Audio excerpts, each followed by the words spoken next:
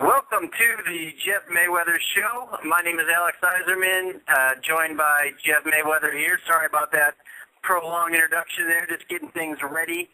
Welcome to the show. Jeff, how are you doing tonight? I know you're a little tired, so thanks for sucking it up and joining us tonight.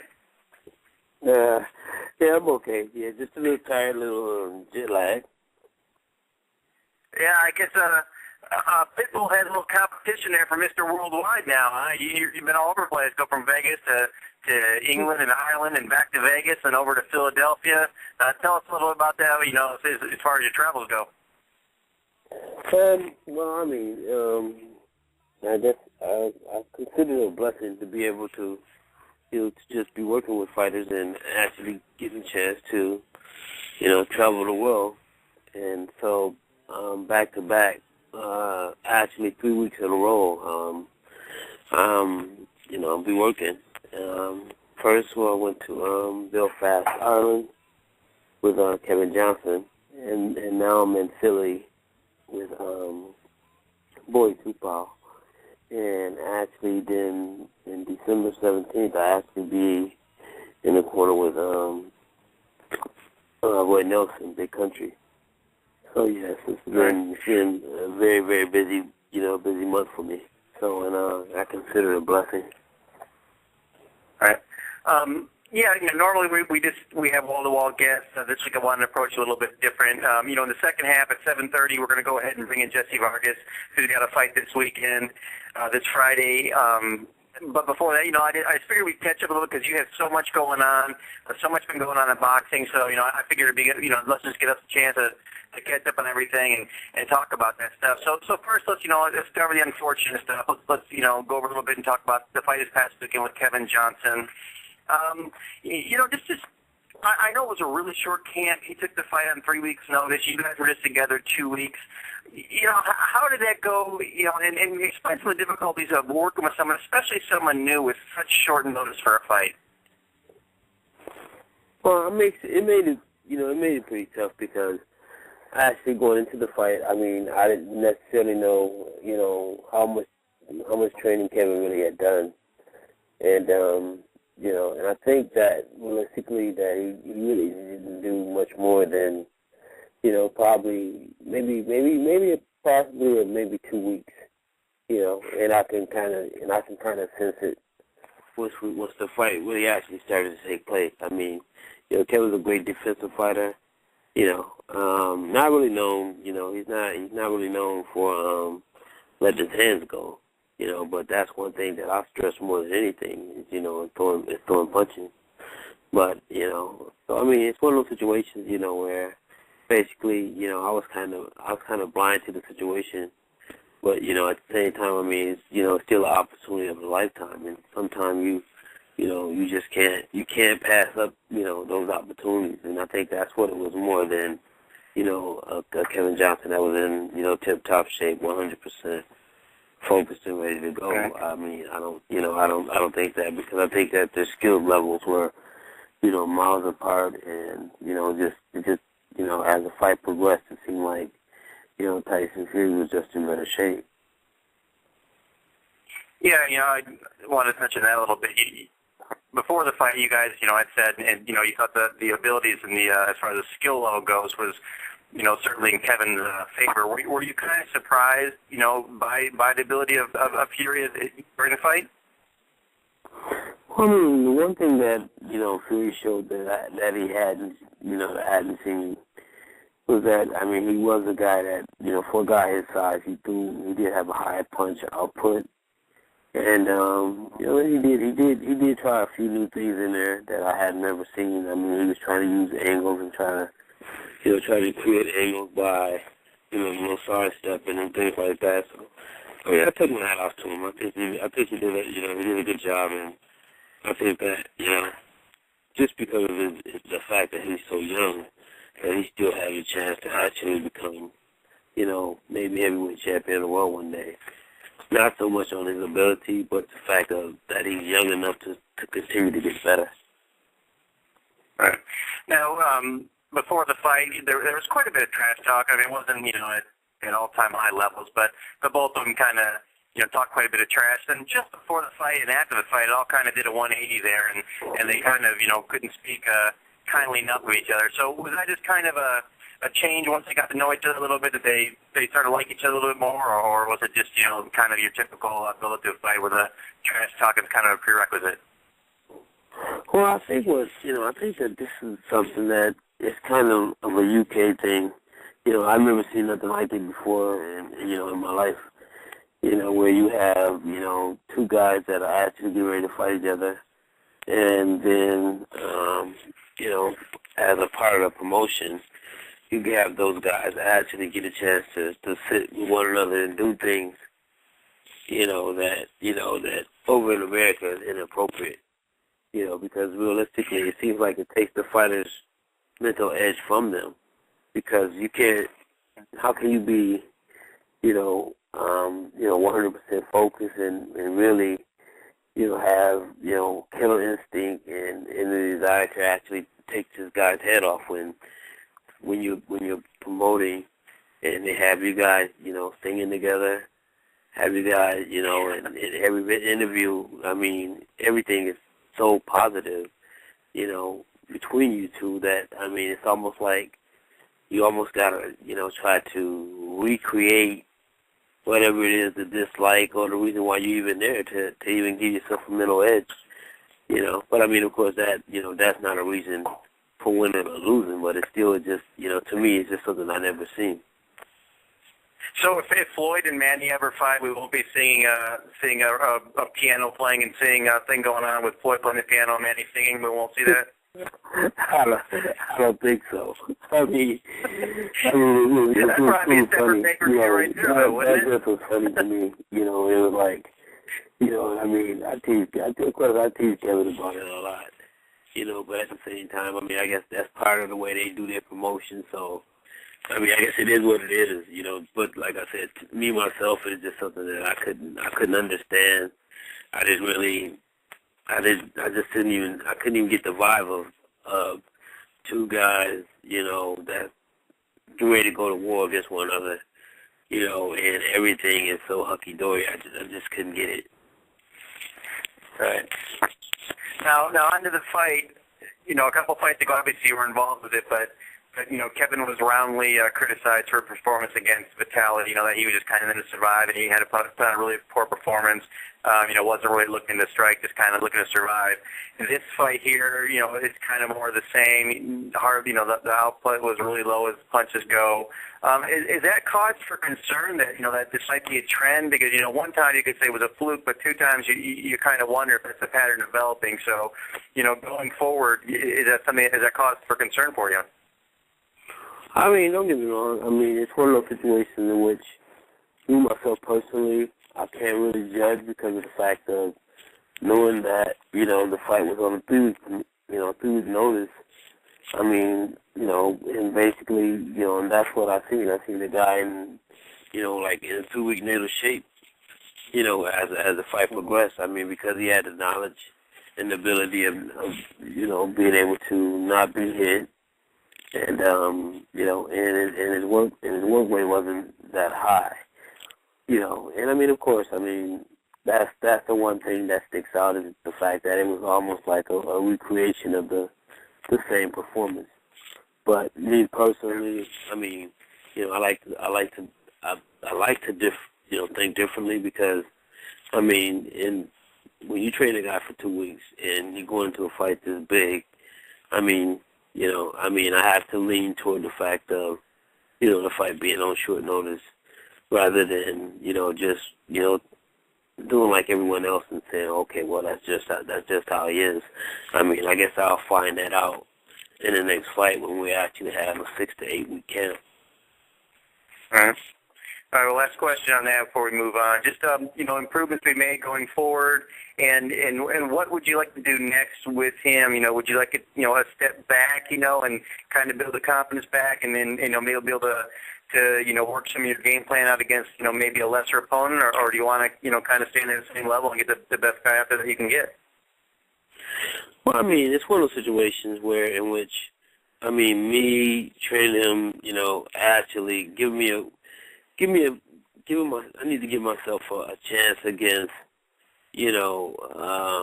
more of a guy in which, I mean, we have a better chance of, just being able to work the things that I work with him on. So, I mean, I don't want to just jump right back in to fight a top 10 guy or a guy like Fury or something like that. Not that I don't think that much of him, but at the same time, I still, think that, Kevin is still a very viable heavyweight in the division, still one of, probably still one of the best guys in the division, but actually has to, not just prove to me, but prove to himself that he can actually, kind of negate, what everybody thinks of him by actually going out there and put together, a complete fight with, high punch output if needed, or even a stoppage, So I think that we need something like that just to build on and then go from there. And I mean, I don't think that it's not like, okay, let's reinvent the wheel. No, it's not like that, but it's just like, okay, let's have a chance to actually get in there with somebody we can work on the things that we worked with, and then after that, go right back to, to someone that's on a higher level. And just, how did the folks treat you over there in Europe? You'd never been there before, so how do they receive a member of the Mayweather family over there? I mean, it was awesome. It was awesome. I mean, I think I got more attention than Tyson and Kevin together. I mean, it was a long line of people wanting to take pictures, wanting autographs and things like that. So I mean, it was a great experience in that aspect. Yeah. So you came back. You came back to Vegas for a day or so, and then right up to Philadelphia, or did you go straight to Philadelphia? I thought you came here, didn't you? Yes, I actually came home.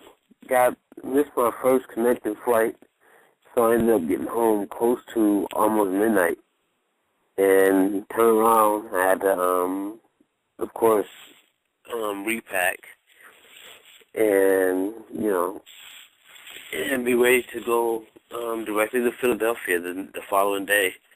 I had to be at the airport by 3 o'clock. So I went to the gym, trained a few people, and then went straight from the gym to the airport. All right, so now you're there in Philadelphia. You hooked back up with Bowie. Just tell us a little about that. Any problems? Missing a little bit of time with him. How's the camp going? How are things looking right now? I mean, camp's going real well. I mean, like I said, Bowie's one of those guys that, he has tremendous power and has, good hand speed, and that's a great job. But I think that those are, things that he doesn't actually believe in himself, and so basically that's the one thing that I've been trying to instill in him is the belief in his jab and to believe in his ability. Because I think that he has a great chance of winning this fight. If he sticks to the game plan, put some pressure on Jennings, and force him to fight him, as opposed to making it a boxing match. So I think that we had a good camp, and I mean he seems to be focused. So it's just a matter of waking up the sleeping lion before the fight happens. So you're coming off a loss against Malik Scott here. You going in this fight as a pretty significant underdog against Bryant Jennings. Any extra pressure coming off the loss? I mean, another loss would really be a huge setback. So does that put extra pressure on you? Yeah, I mean, it's pressure. It's always. I mean, because no one wants to lose. But I mean, that's one thing that also is a part of boxing. But I think that, more so than myself, the fighter has to be, just as desperate as the trader. It just can't be me wanting him to win, and let's just go off of wishing. He has to plant that seed in his mind that, my career's on the line. You know, if I don't win this one, maybe this will be it for me. You know, maybe the people that have put me in this position, you know, probably no longer want to even deal with me. You know, so I mean, this is a very, very huge fight, you know, for Bowie. I mean, this is the opportunity of a lifetime for him. You know, and it's a career changer for him. If he can get past Jennings, he's gonna move on to bigger and better things. But if he loses, his career might be over. So I mean, that's the type of mindset that he has to fight with. Right. Now, you're one of the hottest trainers in the sport. In the last couple of years, you've really gained a lot of momentum. There are MMA, boxing, a lot of people seeking you out. But the one thing I kind of noticed is that you always have, it seems like every big fight you go in, you have the underdog. You know, I guess with maybe the exception of Celestino, you know, you always have the guy that's supposed to lose. You know, Johnson was supposed to lose that Bowie in his last fight. Is that something that concerns you? Because maybe, you know, people will unfairly, you know, knock you and your training ability if you lose these fights, you know, not realizing that, you know, you have the guy that's a significant underdog, so, you know, it's harder for you to pull off the upset. Well, I mean, the one thing with me is this, is that I don't necessarily, you know, care too much about what people think in that aspect, because I'm the type of trainer that's willing to train, you know, anyone that's seeking my knowledge. You know, I'm willing to pass it on to them. You know, and I feel it's a privilege to be in a position to be chosen by anyone. So, I mean, I don't really concentrate so much on that. I mean, and my winning ratio was, you know, probably within the last year or so was probably like as high as 90%. So, you know, eventually, of course, I mean, that always changes. You know, I mean, you have trainers that actually, you know, have been sought after, and then all of a sudden, you know, they take a nosedive, you know, and I'm not hoping that happens to me, of course. But, I mean, it happens. It happened to Freddie Roach. It happened to Buddy McGirt. You know, it happened to all these trainers that basically at one point in time in their career, they're the hottest thing out there, you know. And unfortunately, I haven't got to that level, even though I had a very, very high ratio of winning. You know, I know my ability to train, and, you know, and anyone that trains with me, you know, they'll know too. So I mean, I don't really get caught up in, you know, the fact of a person winning or losing, because like I said, sometimes at the end of the day, you know, it just happens that way. You just happen to run into somebody that's better than you. It has nothing to do with the trainer. It has nothing, you know, really nothing to do with you personally. It's just the fact that it just happened that way. So I mean, you know, I don't really get caught up in that too much. And the last thing on Bowie, just as far as, you know, you had said that you thought that Malik Scott was a terrible matchup for him style-wise. Then you said that you think Jennings is a little bit better, you know, as far as styles go. Could you explain the differences there and why you think that Jennings is a better matchup for him? Well, I think Jennings is a better matchup because he's combative. He's a guy that's not gonna be, you know, kind of pretty like a Malik Scott. Malik Scott was a extreme, you know, good boxer. With a good jab, good head movement, you know. Yeah, he's a real slick guy. As opposed to Jennings. Jennings is more of a, you know, okay, well, I'm going to see what you got, and I'm coming to get you.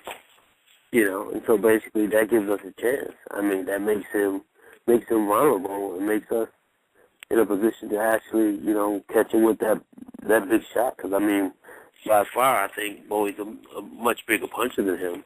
But it's just a matter of, you know, can we find him? All right. All right, so you have this fight this weekend, and it's right back here, and then you're finishing up with Roy, right? Tell us a little bit about, you know, Roy's camp and where he's at right now, as far as you know. Well, I mean, Roy's been working for, you know, quite some time, and, you know, and basically now it's almost like, I mean, I'm sure Roy probably has the highest punch output of probably any heavyweight in the UFC. You know, I mean, I have Roy throwing well over 500 punches a round, and that's the one thing that I stress with you know, with working with Roy is the fact that, you know, everyone likes to try to, you know, downgrade his conditioning and things like that, but no one really knows how hard he works. You know, Roy's an extremely hard worker, and I mean, the way he looks is actually, I mean, that's by design as well. You know, because if Roy wants to actually get in shape, have a six-pack and things like that, he can do it. But the reason why he's loved is because of the fact that he looks like the common guy. He looks like the couch potato sitting down who decided to say, hey, I want to go do this MMA stuff and see how it works. You know, he gives hope and desires and aspirations to those common men that sit down on the couch drinking a beer, thinking that they can do it. Not that it, not realizing that, I mean, it's not that. It's just, that's just the image that he projects. But, I mean, the people love him for it. So, I mean, it works out well for him. Yeah, we had Mike Hogan on our MMA show last week, and he said kind of the same thing. And he said that it's, kind of a testament to Roy, that people think that, he can just roll out of bed and all of a sudden, be one of the best fighters in the world. People must think he's Superman or something, because it just doesn't quite work like that. He might not look like he takes it seriously, but you don't get to be, where he's at and have his ability just rolling off the couch. People don't have those abilities and those talents. No, I agree 100%.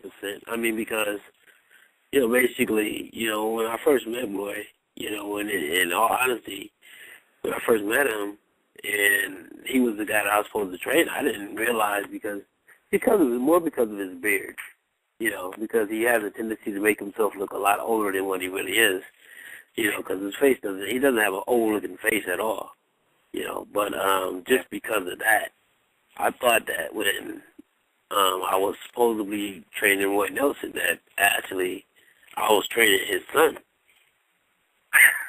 Before I knew it was actually him, And then, of course, I mean, once I got a chance to, talk to him about the image and everything else that goes with the whole package, then I kind of understood it.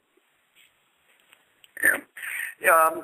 What are his thoughts? Where's his mindset at? Obviously, he was really excited to face Shane Carwin. They had some back and forth and had a pretty good rivalry going there. Of course, both coaches are the Ultimate Fighter. Disappointment not be able to face Shane Carwin, and then have you got his? I know you've been gone, so if you got any feedback, what do you think about Mitrione? I mean, Mitrione's, he's a tough, good fighter, but he's not someone that on the surface you think would be a real huge threat. Someone that that would likely beat him.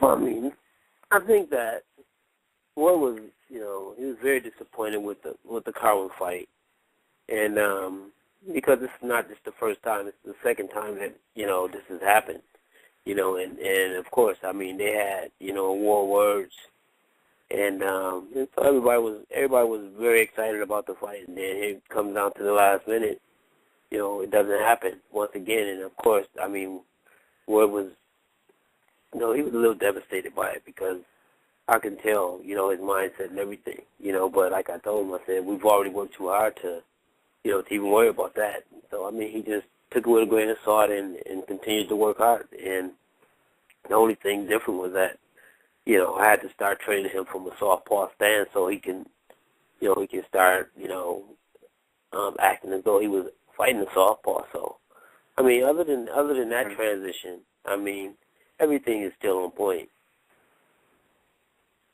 All right. Well, let's talk a little bit, just as far as the stuff going on that doesn't involve you personally in the world of boxing. A real busy life. Did you even get a chance this past week? You obviously were out of town and out of the country, but did you get a chance to see the Miguel Cotto Austin Trout fight? To be honest, I really didn't. I tried to watch it on Ustream. And Ustream is almost watching like somebody taking photographs step by step. And so, I mean, I couldn't really piece together what was really happening in the fight at all. So, no, I didn't see it. Yeah, that was unfortunate. Same thing with me. I was trying to watch the, Tyson and Kevin fight. I gave up after 3 rounds. As watching, like a half a second of action and freezing for 3 seconds and half a second more, and it just gets a little tiring watching that stuff after a while. So I was like, I just listened, and actually the audio wasn't bad. I could kind of hear that, so I got it on the radio, but I didn't get to watch it. But you didn't get to see it, but were you surprised by the result? And, where do you think Cotto goes from here?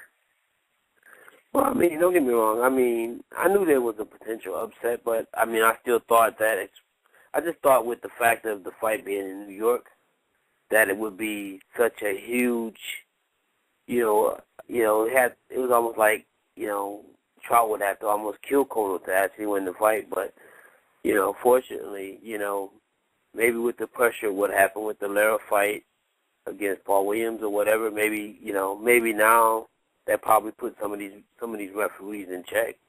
And actually now they're trying to be a little more honest about their assessment and judging fights. Mm-hmm. I mean, it's good for the sport when, the guy that's supposed to win actually does win, and not just the guy wins just because of his name or because of what he brings to the table. So I mean, it was great for Austin Trout to win, and hopefully now he can get the fight with Canelo. It maybe it's the curse of Canelo anyway, because Canelo seems like whenever he shows up, the guy that's supposed to win loses. Right. Well, speaking of Canelo, that was the thing. Obviously this elevates Austin Trout to the next level of fighters, a top tier fighter. But they were hoping for that Canelo fight, but Canelo's team kind of came out today and said that Trout wasn't worthy of fighting Canelo, and that maybe with 3 or 4 more fights he might be at that level. Having said that, it's just kind of shocking to me. This is back again in boxing politics. What has Canelo done for him to say that to Trout? Trout seems to me can say, what has Canelo done to fight me? I mean, obviously Canelo's got a lot of hype behind him, but do you kind of, do you see his unwillingness to fight Trout being kind of a, that they're worried about, protecting him and what's that? Go ahead. Yeah, no, to me that's basically an admission of we're not going to take that risk because he doesn't have the value that's necessary to take that kind of risk. There's no money in fighting Trout. So at the end of the day, why waste that time fighting him? So you agree with it then? I mean, the one thing is, then people will turn around and say, well, what did Josefito Lopez do to deserve a fight with him? All he did was beat Ortiz, and, he wasn't nearly he wasn't even a legitimate welterweight welterweight. So I mean, what are your thoughts then? Do you agree with them doing that then? I mean, what I agree with is, like I said, of course, they were looking for Cotto to win. That's the only thing they were banking on. And okay, a fight with Austin Trout and Canelo still doesn't mean anything just because he beat Miguel Cotto. He still hasn't done anything in the sport where all of a sudden the whole, he's going to have a huge following or anything like that, or it's going to generate numbers for pay-per-view. It's not going to happen. It's not going to happen that soon. So I can understand the business side of it because it's a very risky fight. Canelo would rather take a chance of fighting Floyd, who's already, proven that he's, the hottest commodity in boxing, where if you lose to Floyd, there's no shame in it. And the pay that you're going to get is going to be, probably 5 times what you're going to get fighting Austin Trout, a guy who has no following, just happens to, get a decision over. To end this call, press pound. Are we still there? You are at the main menu. To change your greeting, press 3. To access your personal options, press 4. To end this call, press pound. I don't know if that was. You are at the main menu. To change your greeting, press 3. To access your personal options, press 4. To end.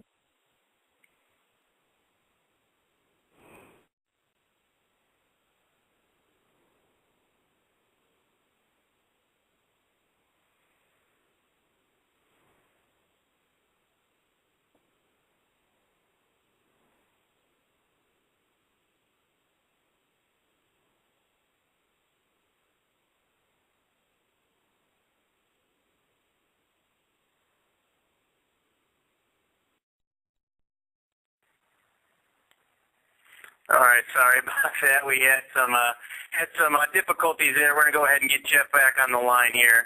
Apologize for that. I don't know what happened there. My phone went a little crazy, so we're going to get Jeff right back here on the line. Hold on one second.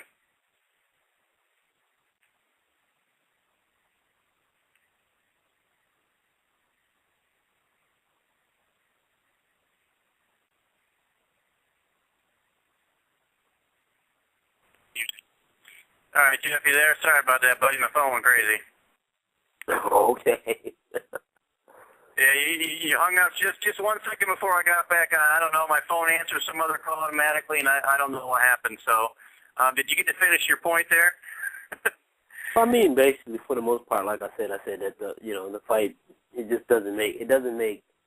It's one of those things. If it don't make dollars, it don't make sense. So, and it's one of those situations when it comes to Canelo and Trout. Right. All right, well, I'm going to go ahead and get Jessie Vargas here in the line.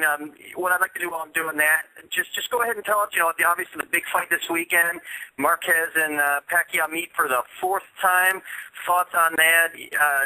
Who do you favor, and what can we look for? And I'll be right back with Jessie. Well, I mean, I think that, it's a fight that's still viable, to the fans, because it's a fight that, to be honest, in a lot of people's mind, the right guy has never won the fight. He's never won one of the first 3 fights. And, and maybe this 4th time may lead toward him. But, I mean, it's great for boxing. You have 2 guys that, of course, each time they fight, it's going to be close. And it's going to be entertaining. So, I think that it's a fight that, the fight fans still want to see. But hopefully the judges will get it right this time. Whether it is Pacquiao for real or if it's Marquez, just do the right thing this time. All right, we're going to go ahead and bring on our guest for the night. Undefeated welterweight fighter has a fight this weekend. It's Friday night at Texas Station here in Las Vegas. 20-0 top-ranked product, Jessie Vargas. Welcome to the Jeff Mayweather Show. How you doing, Jessie? Hey, I'm good. How are you guys doing? Thank you for the invite. How you doing, Jeff? All right. I'm good, man. Thank you for having me on the show, and it always feels good talking with you guys. Yeah, all right, well, Jessie, I got to see a little bit today there. I had to leave a little bit earlier, than I might have wanted, and you might have wanted. I had to go back for a training lesson. Tell us about the Pacquiao mania that's taken over the gym over there. Oh yeah, man. You know what? Pacquiao has a big team. He has, I guess, a stable of fighters, and that's the reason it was pretty busy at the time. And when we were on our way out, Manny Pacquiao was on his way in. So yeah, it's a lot of movement here in Las Vegas. Now, Jeff, is it the same way? How do they work it when Floyd's actually in camp? Do they shut down the entire gym, invitation only? Is it the same as they do with Pacquiao getting there? Obviously, just don't want people wandering in and out. So how does that work during his camp? No, it's pretty much the same. It's the exact same way. Yeah, that's right. I mean, all the people that he knows and his fans, he lets them in, and I mean, it's pretty much the same every day, right, Jeff? Yeah, pretty much. I mean, don't get me wrong. I mean, kind of like you said, Pacquiao has his own group of fighters as well, and that's the same thing with Floyd. I mean, but for the most part, Floyd will still have, some of his fighters that actually sign with him. They'll still be there, but then he also, for the most part, he has just his sparring partners. So, and, then everyone else is in by invite. All right. Now, Jessie, have you got a chance to meet him at all and talk to him? To who? Manny Pacquiao. Have you spent time with him, or did they put you out too? No, I haven't. You know what? I haven't even met the guy. No, I haven't had the pleasure to meet him yet. Now, going forward, obviously, with you having a fight here at the same time, it wouldn't have lined up properly. But is there a possibility that you might be one of his sparring partners in the future if he's out here? For who? For Manny Pacquiao? Yeah. You know what? I mean, I'm doing my own thing. You know what I mean? I mean, I'm coming up, to be the top guy.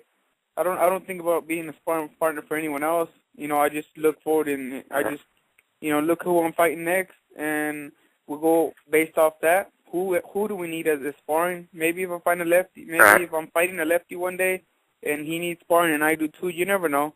But I'm the sparring that I do is specifically just to prepare me for my fight, not for anything else. Right. Now, Jeff, explain to, for stupid people like me, how does it work with the sparring partners when you choose them? Like he said, he's a top guy, so he's probably not a sacrificial lamb to go in there and just get tossed around by Manny. So when you're looking for sparring partners for top fighters like Manny, like Floyd, like Jesse, a guy on his way up, so is it basically the guys that may have reached their peak or passed their peak or never going to quite get to that level that you normally work with, or how does that work? No, I mean, basically, you really pick sparring partners basically for their style, because if they can imitate the guy that you're fighting. But at the same time, once you get to a certain level, and where Jesse's at right now, I mean, Jesse's a hot prospect on the rise. So you don't take a hot prospect and put him in with a guy that he could potentially be fighting. It makes no sense because it's still a business. At the end of the day, it's still a business. So you don't spar with a potential opponent that can actually help you feed your family. So basically, it's one of those situations you steer away from until you rather have the fight than being paid as a sparring partner. And that's what Jesse's saying makes sense. That no, I'm not really a sparring partner. Not saying that he's not a sparring partner in the sense of not wanting to work with him, but it just doesn't make business sense. Yeah, that's right. You said it. You said it right. The last thing before. Oh. Okay, the last thing I wanted to get into before we talk about you specifically, Jesse, it was my first time today at Top Rank Gym. You had said, it's kind of just a gym for the Top Rank fighters, so they open up specifically for you. Explain the dynamic, what it's like, the differences as far as working in a gym where it's more private and there's nobody in there, as opposed to, working at the Mayweather gym where there's a lot of people in there. What are the pluses and minuses of both? And which do you prefer, if either? You know what? It's basically the same for me. The only difference was that it was a different gym with a different name. That's basically all it was. I mean, when I was training at the Mayweather gym, I was training at the time where, I had my private time, my own time, and then everyone started coming in once I was done. So I mean, it's basically the same here. I have my own time, and I train at the time where just me and my team are working on our task for for whatever date it is that we have. So it's basically the same, man. I mean, there's no difference. I mean, all I need, they have bags, they have rings, the same thing. Right. Now, we had the interview today for ProBoxingInsider.com. That's up on the site if you want to check it out. But the one thing I noticed in you talking, and you just come from, I guess, an ESPN interview before that, you've come a long way in your speaking ability. Is that something that just, by doing more and more interviews, you've gotten better at, or something consciously you worked at? Of course, you realize, and I guess, being around Floyd Mayweather will teach you better than anyone that, that your mouth will make you dollars eventually. So that's something consciously you've worked at getting better at, or just kind of something happened naturally through, doing so many interviews? You know what? Just like I remember Jeff, what he told me in our very first interview. He said you just got to get comfortable with the cameras and and talking with the reporters, and that's all it is. I think I'm just getting more comfortable, not getting so nervous when I'm being interviewed. I think that's the only difference. And also, I mean, I pay a lot of attention sometimes to my interviews. Whenever I see that a mistake is done, I correct it for the next time. All right. So now tell us a little about this, this fight coming up here. You got moved. First of all, tell us, I know I asked you this earlier today, but not everybody saw that interview. You were supposed to be on the undercard of the Pacquiao-Marquez fight. It got moved to Friday night for the main event at Texas Station. You're placing in Diego Magdalena's fight. Tell us a little about moving venues, moving locations, and dates. How does it affect you, and do you mind at all? Yeah, well, it didn't affect me in any way. When they did tell me that I had the option to change to be the main event on Friday on TV Azteca as the main event, it was just an option that me and my manager, Cameron Duncan, we were looking into it. The first thing I asked was, hey, was because we had to also, the business aspect of it changed a little bit, being that I was fighting on TV Azteca on a smaller show, but being being the main event. It had its negative and its positive things about it. The negatives were that I had in mind were, hey, are we gonna have the same purse that we were thinking about, on the Pacquiao Marquez show? which there's more money there. But thankfully, we were able to, you know, the money was the same, and it was actually better for me because I'm having my own show. I'm headlining my own show. All our fans here in Las Vegas, they're gonna be able to come out and support because the tickets are at a better price, and it's my show, you know. So it's more beneficial. We get more exposure because TV Azteca is shown in Mexico. It's also shown in the U.S. So it's just more exposure. So it was definitely a plus. You know, I just like to think that God is guiding me in the right way, putting me in the right position. You know, I'm very thankful for everything just coming into place. And, you know, I'm just putting my part, which is working hard, being dedicated to the sport, try to complete my task and dream. I think everything's working out for the better. Jeff, you know, go ahead, I'm sorry.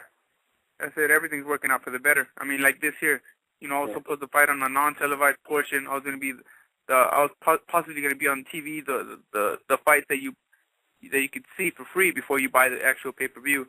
So, you know, everything's just falling into place. I'm very thankful for everything that's happening in my career, and slowly but surely we will get there. Now, Jeff, you know, as a trainer, you're not involved in the dollars and cents thing. So, you know, a lot of times changes get made without the permission of the trainer or you know, letting them know. So, you know, how do you handle stuff like that? I mean, you know, obviously with Kevin Johnson, took a fight on short notice. This was only a 1-day difference. But you know, a week notice. They found out, you know, just last week that they had changed venues and you know, the day they were fighting. How does that affect your preparation, if at all, as a trainer?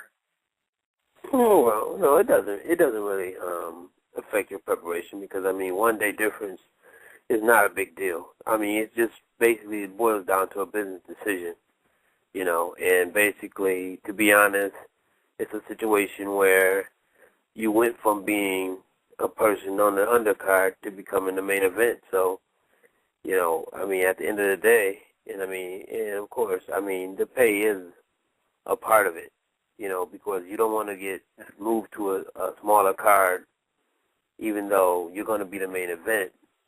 I mean, if their pay is going to be the same, it's better to be showcased as main event because now all of a sudden, I mean, you're being treated as the star of the show. You're not just one of the components of the show that's helping the show, do sales. So it's better. I think it works out better that way, you know, where you're your own star. You're the person that everybody, you know, you're the top billing. So people are spending their money just to see you and actually get a chance to also see where your value lies with the company. Right. Now, a few months, 4 or 5 months ago or whatever it was, Mickey Bay had a problem with his fight. I guess he wasn't going to be on the televised portion, and Floyd Sr. had pulled him out of the fight. Obviously, that caused a lot of problems. So, you know, looking at that and here, Jeff, so would you not had any problem with Jessie going ahead with this fight, you know, despite the move? I mean, it sounds like you agree with that it's going to be better for him anyway. Well, I think so. I mean, it's like I said. I mean, it's still a business decision because, I mean, if he's not losing anything monetarily, you know, I mean, it's much better for him because, I mean, on a big card, okay, you might tune in and you might see Jessie Vargas because some people, they only come to watch the big fight, you know, but on this show, you know, everybody's going to make sure that they're there to see Jessie Vargas, so it works out a whole lot better, I think. All right. So now you're fighting Vito Gasparyan, Jessie. What do you know about him? You know, what are the things you have to look out that, you know, could potentially cause problems for you? I guess you guys do have a common opponent in Aaron Martinez. Yes, well, I mean, he's a tough guy. You know, he's never been knocked out. He, you know, he's hungry. He's been given an opportunity.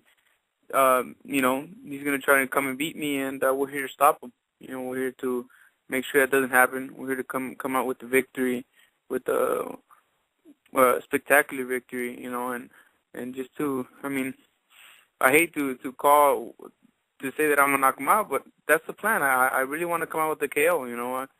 My last 4 fights went by decision, and I want to go back to what I used to do, which is knocking out fighters and stopping them. Right. I mean, he's tough. He's going to be easy to stop him, but it's possible. Oh. Right. I don't know how much you read the internet and you read what people talk about you, but for a guy coming up, you're probably one of the more polarizing fighters that I've read about. There's so many people that that love you, that hate you. And one of the things is, I guess is your style or your fights. You've had some fights, like you got a lot of crap for the Steve Forbes fight, and fights like that. And, and some aren't your fault. Some people think that Lopez beat you. Split this is a tough fight, but, that's not your fault with the decisions made. But, do you feel extra pressure to put on a good show here and to really show the fans that, you're an exciting fighter? Because, obviously you put on a lot of great fights. So does that criticism, bug you at all? No, it doesn't. I think we have to get used to it. We're not always going to have positive feedback. But all we could do is give the best performance possible. The only fight that I wasn't too happy with was the Steve Forbes fight. I think that, we should have tried to get him out of there sooner. Try to give him a couple of tries, see if I could take him out and knock him out. It was definitely possible. But, that was a mistake that I made. But at the same time, a week and a half before, we were prepared for a totally different style. We were prepared for Alfonso Gomez. And we were going to just outbox him and counterpunch him and bring him in. And then all of a sudden they bring Steve Forbes a week and a half in advance. Training camp was finished. You know what I mean? So we have this style that we were perfecting, and then all of a sudden they changed my guy to a completely opposite style. It was totally different. The guy came in shape. He was Canelo's main sparring partner, so he was in shape. He was ready to fight, and it was a completely different style for me. But it is what it is. At the end of the day, I wasn't happy with my performance. I think I was too patient. I was trying to box. I outclassed a boxer. I boxed a boxer, an ex-world champion, a guy. I made him look like a kid. But we just move ahead. Learn from it. The Josecito fight was a great fight. It was a close matchup. Aaron Lopez. There's mistakes I was making there.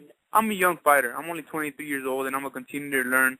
And do I have pressure on this next fight? Yes, I do. The reason being that. I want to give my best performance. I want to shock everyone. That way everyone all we get is positive feedback. Say, hey, this guy's for real. But Floyd Mayweather, he's the best pound-for-pound fighter. And when he was young, he didn't get the best feedback.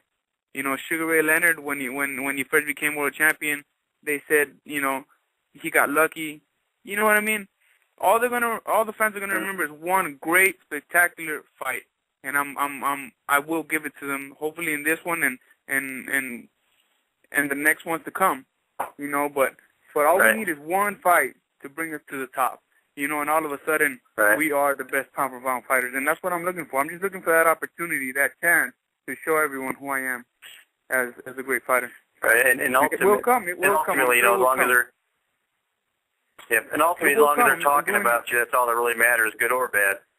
Yeah, that's right. I think all my fans, whether it's a good comment or bad comment, if it's not a good comment, I'm only gonna try to prove you wrong, or maybe I'm gonna listen. Maybe a fan was right. They didn't like the way I threw a jab or whatever it was. We just have to look at it the best way possible, and use it to make us a better fighter. That's it.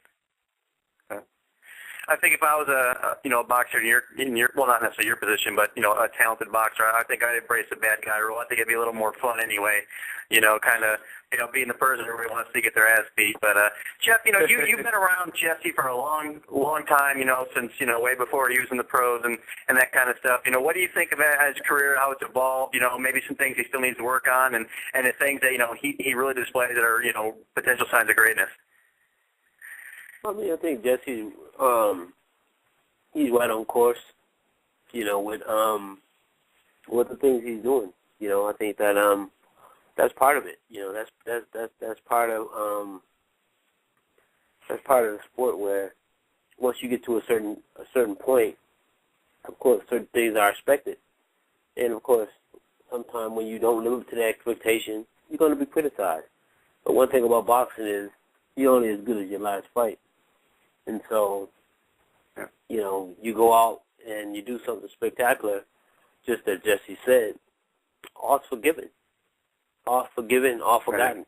You know, and then next thing you know, now you're back to the same position that you was when everybody thought that this is what he's supposed to be doing anyway. So I mean, it's just part of boxing. That's part of the sport. Yeah, you know, it's like, you know, he had the fantastic knockout of, you know, Vivian Harris there, and after that fight, everybody was, you know, saying he's, you know, the greatest thing, you know, to come up, you know, in forever. And then, you know, a couple fights later, he has the Steve Forbes fight, you know, and, you know, obviously short nose, different fighter, and all of a sudden, you know, he's a bum. So yeah, you know, it's just, it's hard to please everybody, and like you both said, it's just your next, you know, your next fight, you know, is how good you are. And but you know, moving on a little bit here, Jessie. You know, I don't want to rehash the whole, you know, leaving Mayweather and going to Top Rank thing, because that's been discussed to death. But the one thing I talked about this with you a little bit earlier. Just as far as the different path they have you on, you know, when you started, you know, Mayweather, obviously you were brought along under his wing, you know, you were put on the pay-per-views.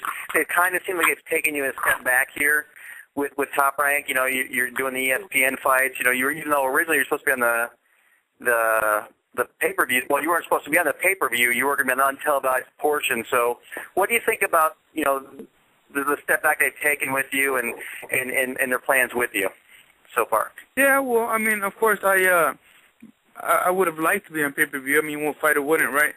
But you know, you just have to.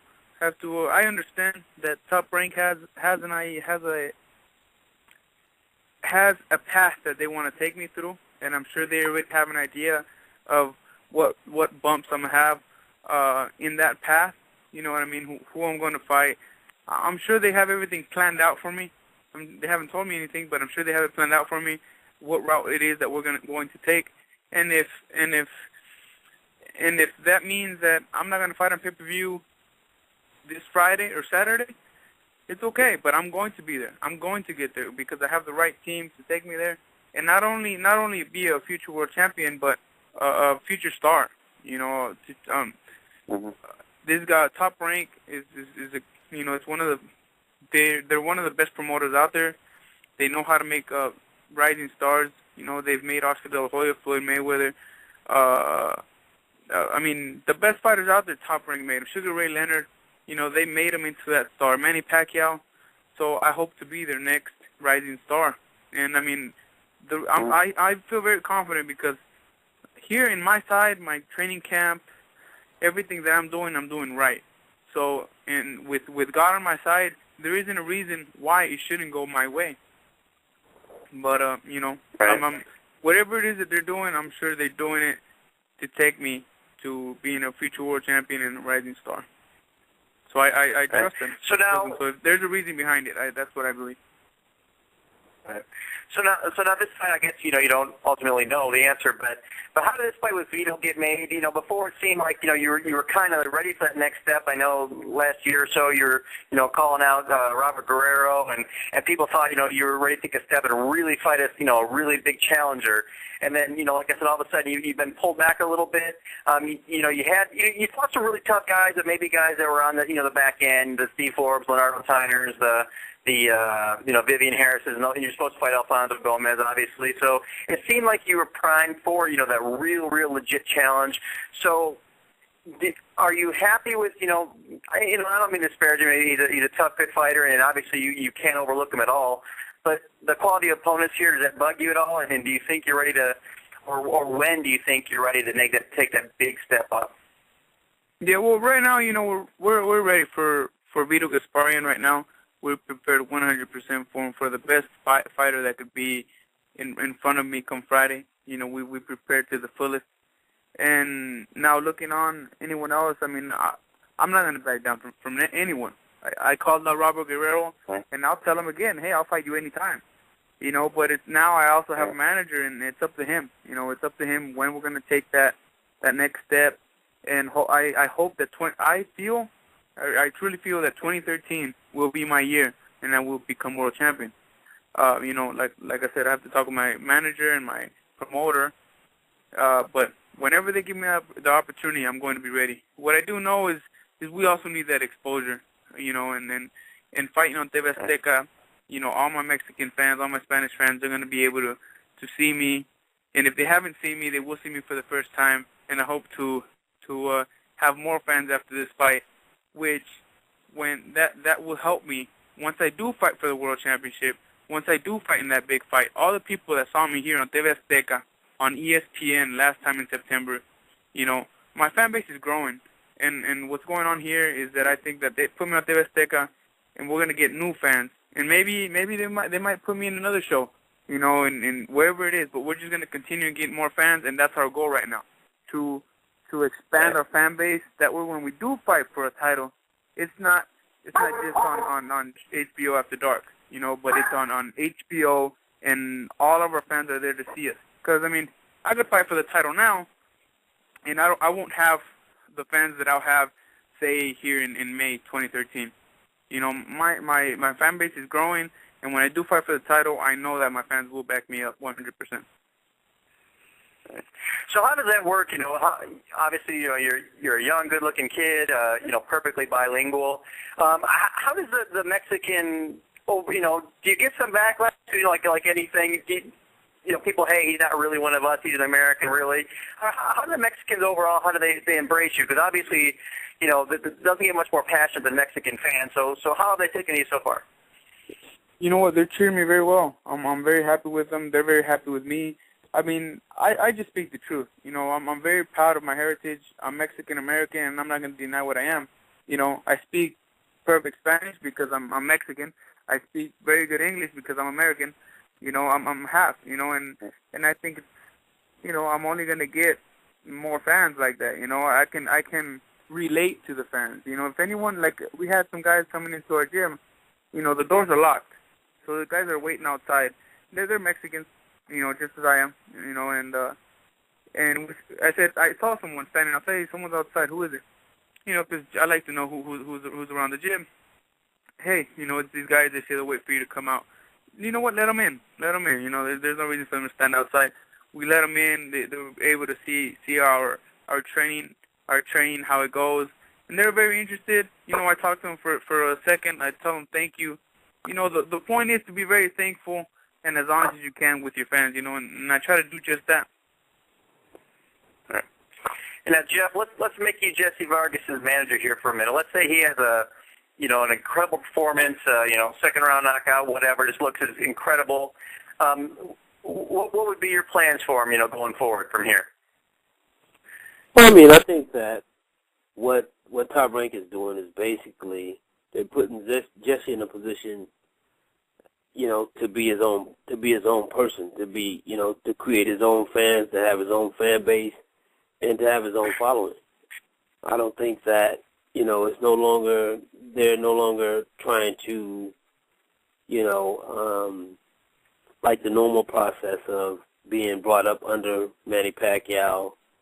I think right now that their game plan is basically to make sure when Jessie does get a chance to fight for the title, that he'll be ready for it, and that they don't jump the gun, because of the fact that he may look spectacular against this guy or this guy, and basically when he does get a chance to fight for the title, they want to be 100%, you never can be 100% sure, but a very, very high ratio chance of him winning, as opposed to taking a risk where it's a 50-50 chance, and that, this guy right here, no, we're not 100% sure we're ready for this guy, so let's wait a little longer, and not necessarily put him on smaller shows, but basically put him on shows where he can actually, build a bigger fan base, and in the process of building a fan base, actually, he's still learning his craft and still actually going as a fighter, so I think that's probably,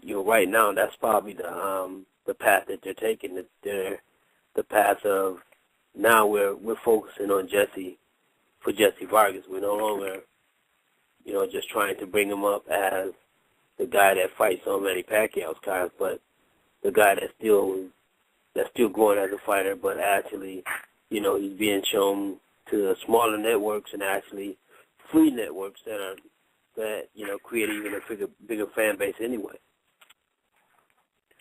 Right. So like promoters aside, negotiations aside, and all that kind of thing. Like I said, if he had a dominating performance, what kind of fighter would you look for him in his very next fight? Would you try to make a huge step up, or baby steps, or what? Well, I wouldn't necessarily say I would take baby steps, but I would take a guy that's probably somewhere in the top 10, and but a guy that's more catered to our style of fighting, that's going to make us look the best we can. So I mean, you'll take a risk, but it's not the risk of shooting from, okay, we're fighting, guys that we should beat until, all of a sudden where you're putting your fighter in a position where, okay, now you're on pins and needles if your guy's going to win or lose, because boxing is this is how boxing is supposed to be. When you start out your career, you have about a 99% chance of winning. And as you're a good promoter, what you do, those ratios start to go the other way with each fight. You start out, then you get to the point. By the time your guy actually gets the chance to fight for the title fight, you want your guy to have at least a 60-40 chance of winning the title rather than a 50-50. Right. You want to know when your guy steps in that ring, we did our homework. We went from 99% all the way to, into a situation in which our guy is the favorite to win this fight now. So let's make it happen. Well, Jesse, I asked you this earlier. I don't know if you dodged it or you didn't quite understand me, but we have a little more time here so I can expand on it. Manny's getting older. He's 35 years old. You don't know how many more fights he has left. Obviously, every fighter in your weight range, their dream is to fight, for the most part, is Manny or Floyd. That's that's the ultimate payday. That's the ultimate prestige if you can beat either one of them. So he's 35 years old. Being with Top Rank, that puts you in a position where you potentially could be an opponent down the road. Do you really feel like pressure to try to elevate yourself quickly so you can get that shot before he's gone, him, or is that really not something that you care if you ever fight him or Floyd for that matter, or anybody? No, yes, of course. I mean, there is pressure that I have on myself just to bring me up that much quicker, so when I could, hopefully I fight him before he gets on his way out. He only has, I think he signed a contract with Top Rank for 2014, right? He extended his contract for 2014, so I hope to get him before he retires. I mean, what do they say, that there's always that younger lion, trying to take over the older one. So, I hope to be that one for Manny Pacquiao. Right. Am I wrong there, or is that just the fans that feel that way, or pretty much in boxers they all have that too? Like I said, for your weight class, there's Manny and there's Floyd. The heavyweights, the Klitschko's like to get them. I mean, is it the same for you guys? I mean, ultimately, beating one of those guys, having that name on your resume, really, really, no matter what happens after that, you beat one of them, you can always point to that. So is that something you really shoot for? Yes, of course. I mean, I think we all, as a fighter, we all want to prove that we're the best, right? And if we get that opportunity, of course we're going to take it, And I'm not just here for the money, This is my dream since I was 8 years old, and this is what I want to continue to do, and I want to be the best at what I do, which is the best in my weight division. So I hope that I do get the opportunity to fight the best, when I'm ready for them. So realistically, of the top, the real top guys, around you, the Pacquiaos, Devin Alexander, Tim Bradley, whoever, who are the really top guy that you'd like to get in there with, and you really feel your style, is really meant for? Devin Alexander is in there. Robert Guerrero is in there. There's Maidana. I mean, there's a lot of great fighters in my division that have talent, and that we can make some great fights. This division is packed, but at the end of the day, my manager, my promoter, they're going to come up with a couple options, and whoever it is that they say we're going to fight, that's who we're going to fight. Right. I guess I will ask one, Mayweather-related question. And Jeff, it's kind of interesting. Obviously Jesse was under Floyd for a while, and now he's with Top Rank. I know you've had experience. Obviously you're not owner of the gym or anything or the promotion, but you've gone against your brother in fights before, as far as who you've trained. So how do you guys separate the business from the personal type thing? I mean, when someone like Jessie leaves Mayweather Promotions to go to Top Rank, I mean, does that piss you off at all, Jeff, or is that just something totally different in business and that doesn't affect you at all, as far as your personal feelings towards someone like Jessie? No, I mean, I've known Jessie long before, he signed with Floyd. I knew, I just trained Jessie. So, I mean, and plus business is business, and, I can't, I don't get caught up in that because that's not my business. My job is to train fighters, and that's what I do. So when things like that happen, it just happens. All right. And from your standpoint, Jessie? From my standpoint, I don't see any hard feelings. I hope there isn't. I have no problem with Floyd. I'm still a fan of his. I'm still, if he fights Pacquiao, I'm gonna be on his side. I'm just thankful with Floyd. With the team, with the Mayweather Promotions team. But it was just that last minute where it was like, hey, who's gonna give me more?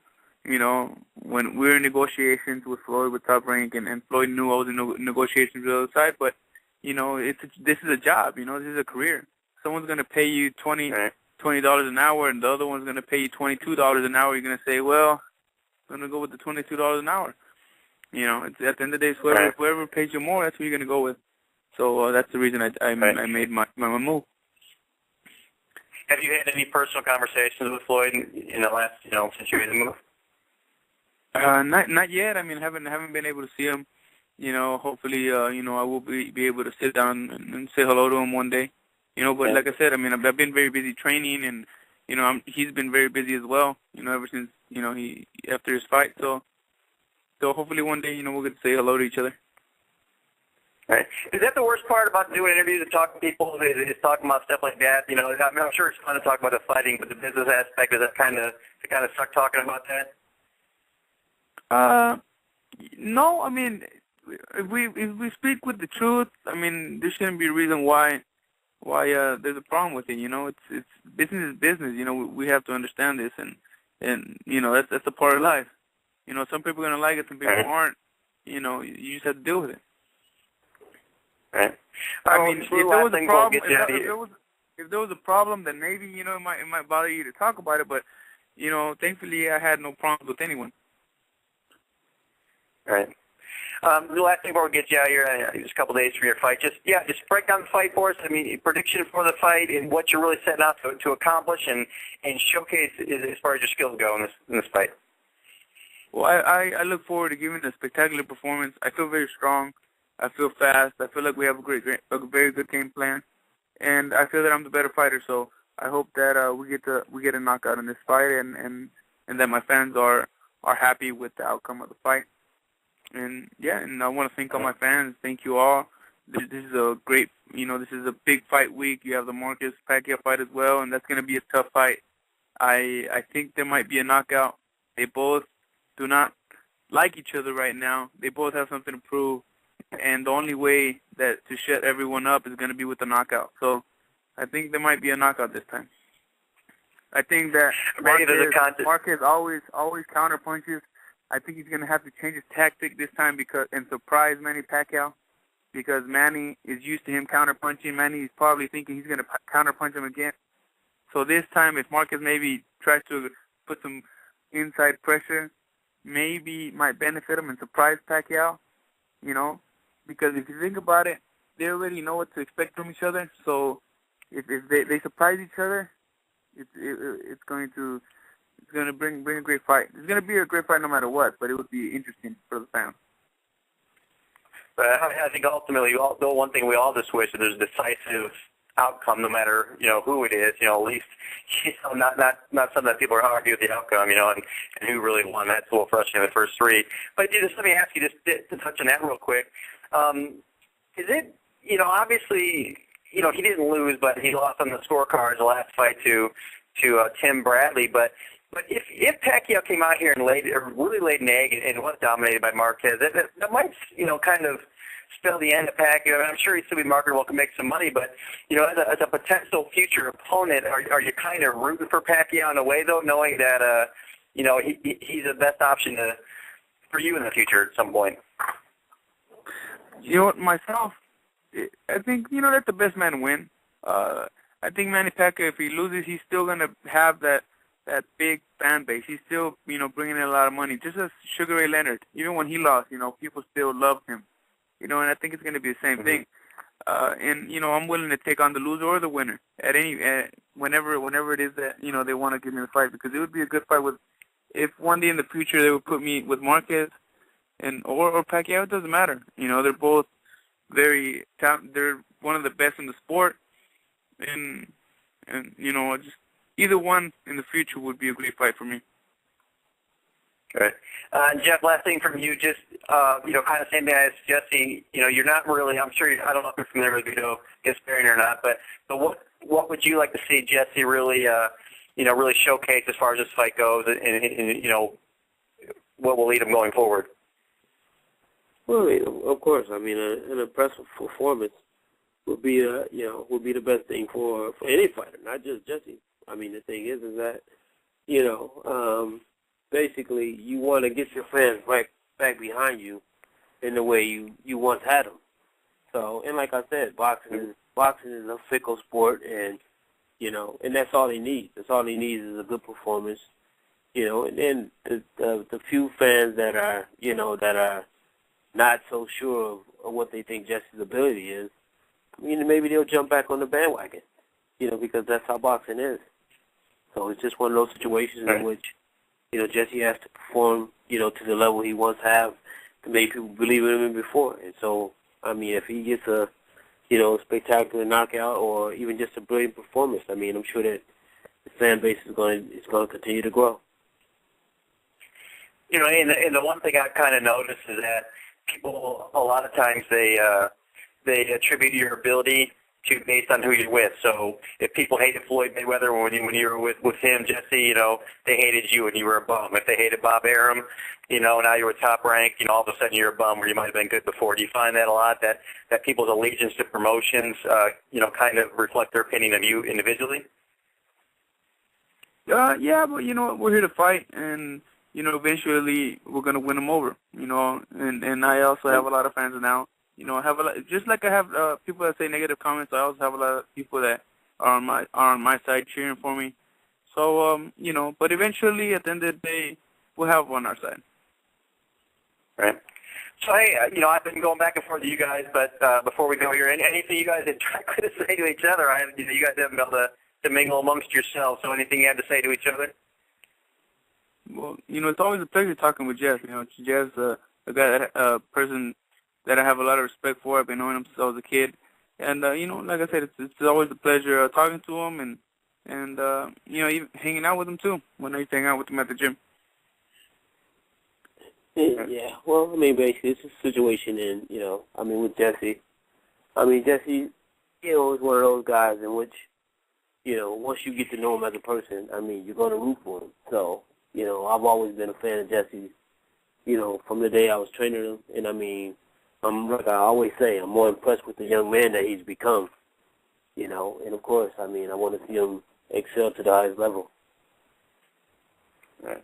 That's the one thing I've gotten to know a lot of the fighters personally, and it's hard for me not to jump in there on the forums or whatever and defend the people when they say, oh, Jesse's an asshole. Someone sees one little comment, thinks he's a jerk. Not that many people do, but the people that do, because I know the guys personally, and I've always told anybody to listen. Jesse's about the nicest, most politest boxer I've met. So it's Jesse, I think it's really cool that the things you're doing, and I think the more people get to know you, the more fans you have. So we appreciate you joining us tonight. And just go ahead before you go. I looked for you on Twitter. Did you quit Twitter or what? I thought you were on there at one point, but I didn't see you. I couldn't find you today. I have to build a new Twitter account. I will build it very soon, hopefully after this fight. And all I can say is I want to thank all my fans, everyone listening. Thank you very much. All right, so and I guess you have a Facebook fan page. Where can they check you out there? Where do they go for that? All right, well, they could go to Jessie Vargas, the new generation Jessie Vargas, and I have a Facebook fan page. So look me up there if you get a chance, and thank you for the support to all my fans. All right, well, thanks. Anything else you want to add? I know you thanked everybody, so we'll let you go with that unless you have anything else you want to say. Yeah, I want to thank you guys. I want to thank you, Jeff, Jody. Thank you for having me on the show. I appreciate the invite, and, after the fight, I would love to be on again, and, thank you. Yeah, Jeff will be in Philadelphia, otherwise preoccupied with his fight this weekend, but I'll be checking you out there at Texas Station Friday night. Be sure to check that out, airing on TV Azteca, Friday night at Texas Station if you're in town here. You'll let both of you go, because I know, Jeff, you're probably falling asleep right now. I know you're really tired, and Jesse got to fight in a couple of days, so thanks, guys. And Jesse, we had to let you be dismissed customarily by Jeff and his famous dismissal, so go ahead, Jeff, and send Jesse off. Good luck, Jess. Before you send me off, good luck on your show in Philadelphia. All right. Thank you. Good luck to you also. And Thank bye. You. All right, guys. Thanks to Jeff Mayweather and Jessie Vargas. Good luck to both of them this weekend. And we will talk to you next week, next Tuesday night, 7